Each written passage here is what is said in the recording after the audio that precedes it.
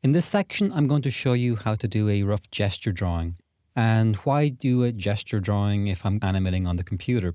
Well, the secret of a good pose is that it should be dynamic and it shouldn't look stiff or wooden. So, if your drawings are dynamic, then you can use these as great reference material for your 3D poses. So, as you can see, as I'm drawing here, I'm drawing very fast. We haven't speeded up the footage or anything.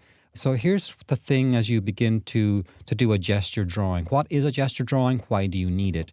Well, a gesture drawing should have dynamics. It should have energy, and it shouldn't look stiff or static. We're trying to get your creativity going when you draw like this, and you're trying to do a drawing that captures the line of action. So, for example, by line of action, I mean the line that goes from the base of the character's feet to the top of their head. And the emotion of the character is very important to capture as well. So let's do a very quick gesture drawing of, let's say, somebody in complete despair, like, oh no, I can't believe I've done that. Well, I'll start drawing or thinking about the character from the ground up to the tip of their head. And you can see as I'm drawing this, I'm not worrying, very much about the individual lines. I'm trying to capture the mass or the idea of it. Now, that's way too rough even for my taste, so I'm going to very quickly bring the opacity down. And now that I have that over it, I can do a clean level and not necessarily tie it down, but at least do a slightly cleaner gesture drawing that has a little bit more structure in it. And again, I'm making the arms and the face a little more coherent now. And at this point, I can delete the layer beneath, and we have something that looks like a believable emotional state, and that can sit very nicely with this one.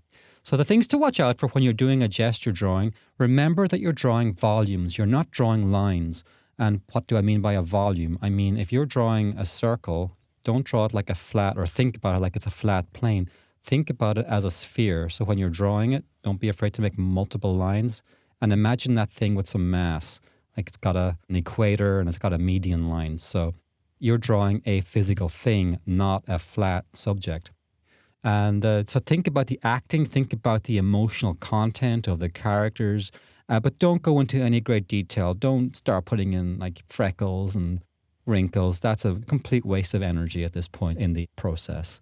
So get your proportions right, think about volumes, think about the acting, think about the psychology, the emotion, the line of action, nice, good, strong poses that have good motion in them, and avoid detail at all costs.